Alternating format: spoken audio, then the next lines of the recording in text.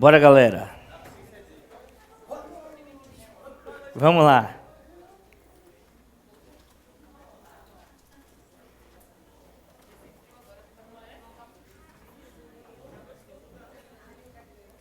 Bom, se a ação de consignação é fácil, a ação de inquérito é muito fácil também.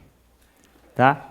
A ação de inquérito judicial para apuração de falta grave leva esse nome grande que cansa só de falar, mas é só grande no nome mesmo. Eu digo a você que uma ação de inquérito das 150 linhas que você tem, 5 páginas, eu acho que você usa 1,5 páginas, no máximo 2 páginas para fazer a peça toda. A ação de inquérito. Observe, existem alguns casos previstos em lei em que o trabalhador tem estabilidade, e todo caso que tem estabilidade, ele só pode ser dispensado se cometer uma falta grave. Além disso, desses vários casos que a gente tem previsto de estabilidade em lei, existem alguns deles em que o empregado somente pode ser dispensado se, além de cometer a falta grave, essa falta grave for apurada mediante a ação de inquérito para apuração de falta grave. Tá? Então, essa ação de inquérito judicial para apuração de falta grave é uma ação que necessariamente vai ser ajuizada pelo empregador. Sempre o autor dessa ação é o empregador, porque ele está querendo obter a comprovação da falta grave que foi cometida pelo empregado para dispensá-lo por justa causa. Diego, todos os casos de estabilidade precisa da ação de inquérito? Não. Apenas 4 casos que a gente vai ver daqui a pouquinho. Mas você já sabe, então, que o objetivo dessa ação de inquérito para apuração de falta grave é justamente comprovar a falta grave judicialmente que foi cometida pelo empregado para que o empregador possa dispensá-lo por justa causa. O empregador, nesse caso, é o autor, leva o nome de requerente, e o empregado estável no nome de requerido. Essa ação ela tem previsão nos artigos 494 da CLT e também no artigo 853 da CLT. Diego, quais são as hipóteses que a lei exige a ação de inquérito? São 4 hipóteses, tá? Olha aqui. A primeira hipótese é a hipótese do dirigente sindical, que tem a estabilidade prevista lá no artigo 8º, inciso 8º da Constituição, artigo 543, parágrafo 3º da CLT, súmula 379 do TST e 197 do STF. Vale frisar que o dirigente, ou que o conselheiro fiscal e o delegado sindical não têm estabilidade. Aqui não estou para falar do assunto de estabilidade. Tem uma aula no livro online Direito do Trabalho, que é a aula que eu falo de estabilidade. Aqui é para mostrar que se o dirigente sindical cometer uma falta grave, para que ele possa ser dispensado por justa causa, essa falta grave tem que ser apurada mediante a ação de inquérito judicial para apuração de falta grave. Além do dirigente sindical, eu tenho também os empregados membros do Conselho Nacional de Previdência Social, tá? Que é o CNPS. Além dos membros do CNPS, eu tenho também os empregados eleitos, diretores de sociedade cooperativa. Nesse caso, está previsto no artigo 55 da Lei 5764 de 71. Lembrando que, no caso do diretor de sociedade cooperativa, só vale para os titulares, não vale para o suplente. E, por fim, menos incomum, eu tenho do estável decenal. Quem é o estável decenal? O estável decenal é aquele empregado que, à época da Constituição de 88, lá atrás, quando veio a Constituição, ele já tinha mais de 10 anos trabalhando para o mesmo empregador. Esse caso é cada vez mais raro, então a coisa mais difícil do mundo é cair isso aqui na sua prova. Os outros 3 aí pode ser que caia. O caso mais comum e mais fácil de cair na sua prova é o dirigente sindical. Mas não despreze os outros. Mas o caso mais provável, se cair na sua prova, é o dirigente sindical. Tá? Bom, olha só. O artigo 853 da CLT prevê que a ação de inquérito ela tem que ser ajuizada necessariamente por escrito. E aí o empregador é quem ajuiza a ação, ele ajuiza a ação por escrito. É um requisito legal. Tá? Não cabe esse tipo de ajuizamento de ação verbal nesse caso aqui. Bom, Diego, como é que eu faço? Qual é o procedimento para o empregador ajuizar a ação de inquérito? Tem prazo? Não tem? Como é que é? Presta atenção. Uma vez que eu tenho uma dessas 4 hipóteses, aí eu vou dar o exemplo mais comum, dirigente sindical. Se eu tenho um dirigente sindical que trabalha na minha empresa, e ele cometeu uma falta grave, para eu dispensá-lo por justa causa, eu tenho que comprovar judicialmente essa falta grave, com ação de inquérito. Aí o que é que eu vou fazer? Diante do cometimento da falta grave, eu tenho 2 opções. Ou eu suspendo ele, aplico uma suspensão, suspendo o contrato de trabalho dele, e aí terei, nesse caso, 30 dias para ajuizar a ação, ou eu não suspendo, e aí tenho que ajuizar essa ação de imediato, sob pena de ser reconhecido perdão tácito. Vamos lá. Primeira hipótese. No caso de suspensão. Se eu suspendo esse empregado, é para evitar o cometimento de novas faltas graves ou coisa do tipo. Por exemplo, o cara pegou o dinheiro da minha empresa. Eu vou deixar um cara desse trabalhando? Não, eu vou suspender ele. E aí essa suspensão vai perdurar até o trânsito em julgado da ação de inquérito. E aí que fique bem claro. Se eu suspender, eu tenho um prazo de 30 dias.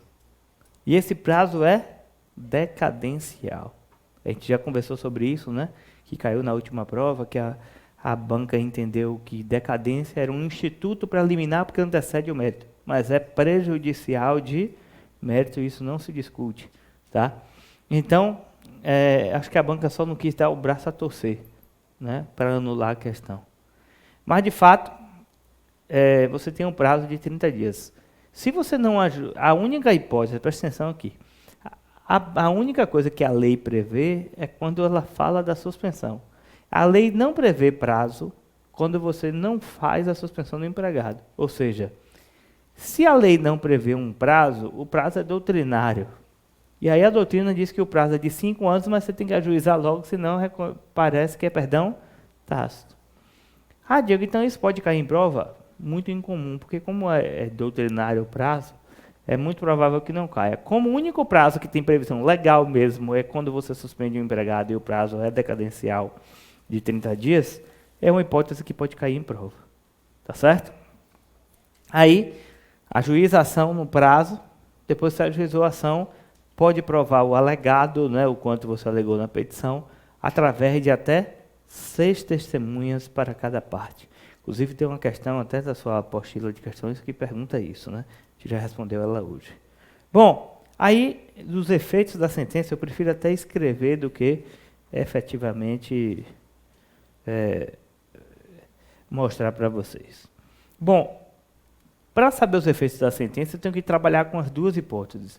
Com a hipótese em que eu faço a suspensão do empregado e a hipótese que eu não suspendo o empregado. Então, primeiro, eu vou trabalhar da hipótese em que há a suspensão. Tá? Se eu suspender o empregado, essa ação pode ser julgada procedente, né? O pedido pode ser julgado procedente, ou o pedido pode ser julgado improcedente.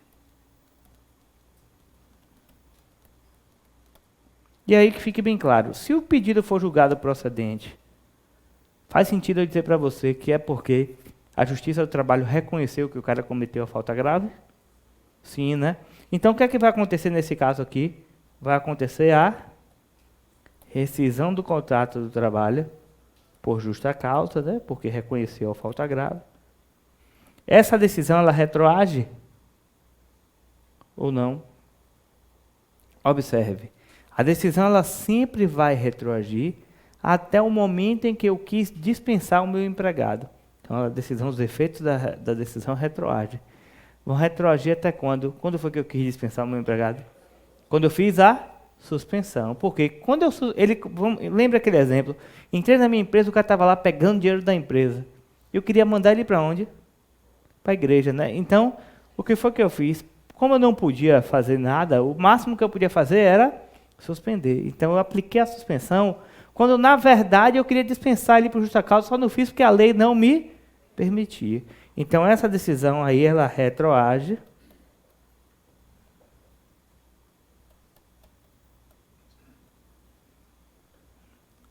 a data da suspensão. Então, o empregado que já não estava trabalhando, a decisão retroage à data da suspensão. Diego, mas e se o pedido for julgado improcedente? Significa que a Justiça do Trabalho reconheceu que, embora eu tivesse ajuizado a ação, o empregado não cometeu a falta grave. E se eu suspendi ele, ele estava sem trabalhar e sem receber, né? Então, eu vou ter que fazer as duas coisas. Primeiro, eu vou ter que fazer a reintegração. A lei, a CLT, chama de readmissão, mas é errado. É reintegração, né? E eu tenho que fazer o pagamento dos salários e vantagens do período. Correto? Então, eu faço primeiro a reintegração desse empregado. E segundo, eu tenho que fazer o pagamento dos salários e vantagens do período. É o que acontece se eu fizer, é o que pode acontecer se eu fizer a suspensão do empregado. Ok? Beleza? Agora vamos ver nas duas hipóteses quando não há a suspensão do empregado. Da mesma forma, o pedido pode ser julgado procedente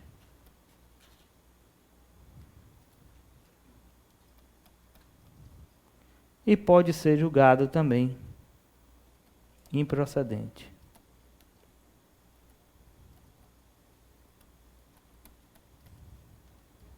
Tá?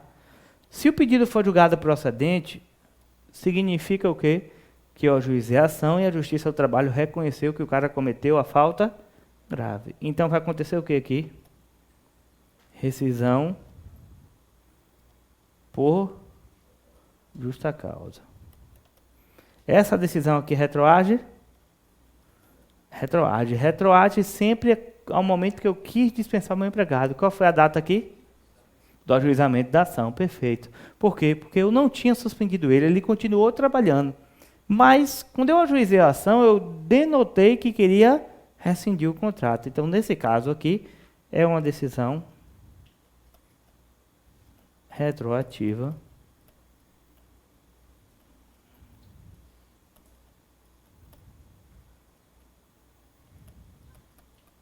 ao ajuizamento da ação. E se for julgado improcedente? Significa que, embora eu tivesse ajuizado a ação, ele não estava trabalhando, ou ele estava trabalhando de fato, ele estava trabalhando, e agora ele não cometeu a falta grave. O que é que acontece? Nada. Nesse caso aí, o contrato segue, né, normalmente. Então aí, o contrato segue normalmente, porque ele já estava trabalhando, continua trabalhando. Ok? São as duas coisas que podem acontecer se você suspender ou não suspender o empregado. A sentença pode trazer esses efeitos para o contrato de trabalho. Tá certo? Bom, vamos ver a estrutura da petição, como é que fica? Vamos lá. A estrutura da petição é a estrutura coringa, como você já conhece. Então, não vou repetir a estrutura, mas vou falar dos elementos aqui.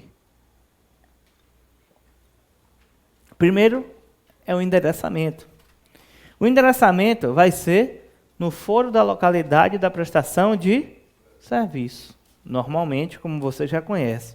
Aí eu vou colocar lá, excelentíssimo senhor doutor juiz, da Vara do Trabalho de, e informo aqui o local. Se não informar, eu coloco 3 pontinhos e deixo em branco. Pulo linha? Não, no máximo, se quiser, coloca 10 linhas, mas nem isso é obrigatório. Tá? E aí eu vou para a qualificação das partes. E você vai ver que, como é uma petição inicial, em muito vai se assemelhar com reclamação trabalhista e também com ação de consignação em pagamento. Sempre lembrando que eu só vou utilizar os dados informados pelo enunciado. E aí, lembrando que aqui o meu cliente é sempre o empregador. Então eu vou colocar lá nome do requerente, que no caso é o empregador, que é o meu cliente. Utilizo dados de qualificação e endereçamento. Se não tiver dado, eu coloco qualificação e endereço completos. Vem perante Vossa Excelência, por meio de seu advogado abaixo assinado, procuração anexa, porque é a primeira petição do meu cliente, não é isso? Com escritório profissional no endereço completo, onde deverá receber as notificações da presente demanda, coloco uma vírgula, paro, penso e respiro. Vem aí o fulcro da minha petição. E o fulcro da minha petição aqui é o artigo 494 da CLT, mas, sobretudo, o artigo 853 da CLT. Tá? E aí, detalhe. Eu falei para vocês que o verbo para a petição inicial é propor, né? Com exceção do inquérito. O verbo para o inquérito é instaurar. E aí é fácil, né? É só lembrar de Datena, né? Esses programas policiais aí, né? A polícia instaurou o inquérito. É um inquérito aqui, só que é um inquérito judicial. Então, o verbo aqui utilizado é o verbo instaurar. Você vai instaurar o inquérito, só que é um inquérito judicial. Tá?